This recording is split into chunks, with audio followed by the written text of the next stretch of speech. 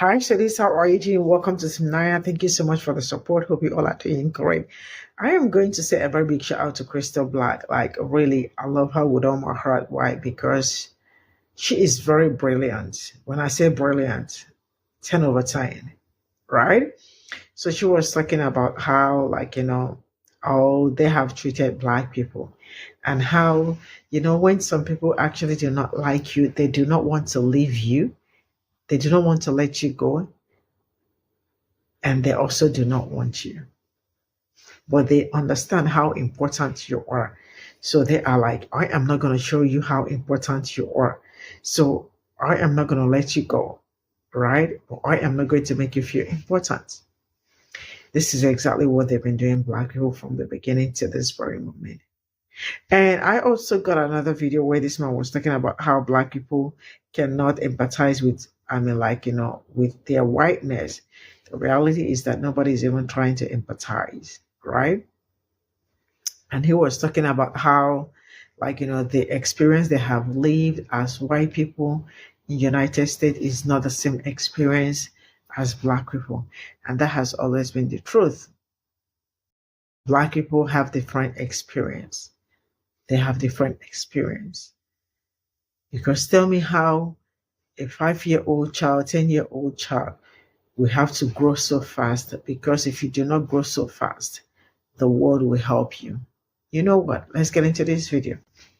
White people in this country have always treated black people like those white men who, instead of divorcing when they're unhappy, murders his wife and all their kids. Like, they brought us here all excited. Oh, I've got a family of slaves. Even went back, got more, forced us to make more here. And then when something better walks by, i.e. industrialism, instead of letting us go back home, they're like, if I can't have you, no one can.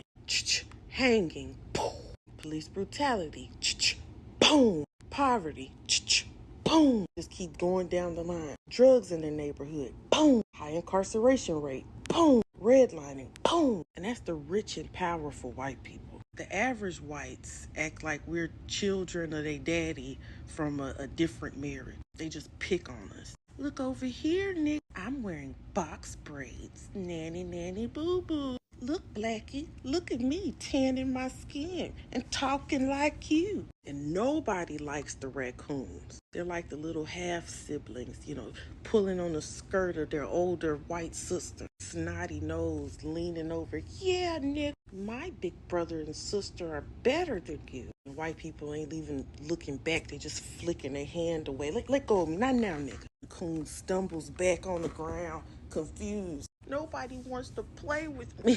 And the other non-black people come over to this country and act like we're the stepkids of their husband, the white people. They seem all nice at first. They put their hand on black people's head and rub them. It's okay, we're gonna be a family now. Let mama take care of it. That's what they say openly. We're all gonna be a family now. But then they close the door and that fake smile drops off their face. They turn around. Look, nigga, when I came here, I married your daddy, not you. And now me and your daddy are having problems because you always fucking complain. And we never been to Africa. So they'll say, that's why your mama didn't want you anyway. This whole TikTok band with Trump reminds me of this time I went out with my friends. It was like 10 years ago, right? So we're coming out of the little bar club thing, and I'm going to my car. I just bought this car. And I'm about to get in a car with my friends, and then here comes this man running up. And he's clearly a man who does recreational drugs, not so recreationally. He says, ma'am, there's some glass bottles under your tires. And I said, oh. He runs over there and he gets them. And I'm from this area, so I know what's going on.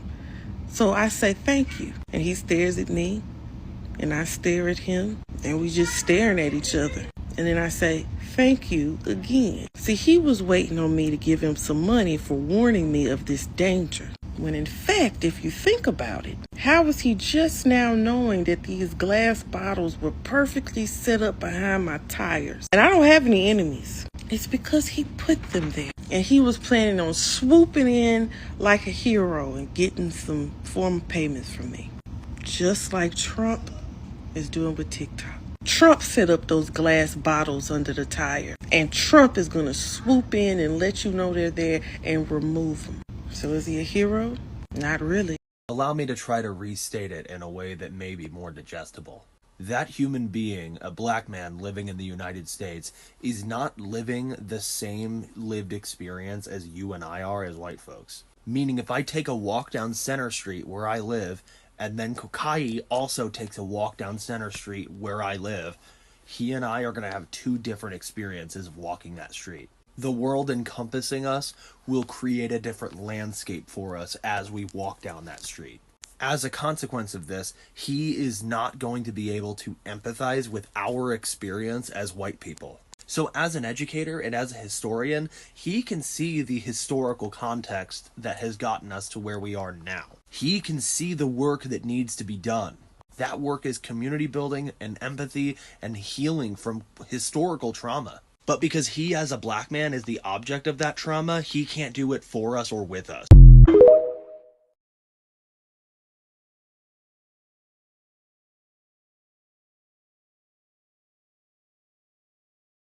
This is all I got from this video. Shout out to Crystal Black. She is she is a brilliant content creator. The truth is that she did not lie. Everything she said is apt, like on point, like they always do. We are family, and you think you are talking with somebody, then immediately she closes the door, they smile, and everything drops. And there is something that I have learned over time working with these people is that don't ever trust them. Do not ever trust them. I am not talking by someone's experience. I am talking from my own experience. I have experienced them. If you ever have hope or whatever, if you ever have hope on them, you must really be a joker, or you have just like probably have not lived with them or worked with them. And I love the fact that the last man that closed video said that if you all think that black people have the same experience as you and as them, that you must really be lying. Some of them have refused to acknowledge this because they feel that it's not true, or they do not even want to hear anything that nobody is for them. They just want to keep deceiving themselves that everybody's all equal when they absolutely know that it is not true. I have heard people saying that black people are paid the same way that white people are being paid, or there is not partial when it comes to salary and all that. But you and I know what it's going on. You and I know. I love the fact that the truth is coming to light and people are beginning to see things through different lenses. That is understanding what is going on. And there is nothing as beautiful as understanding and knowing what is going on. This is absolutely going to help you. And I really do hope that one day they wake up and know that this is not just a fight, black people on any other people, fight and all that.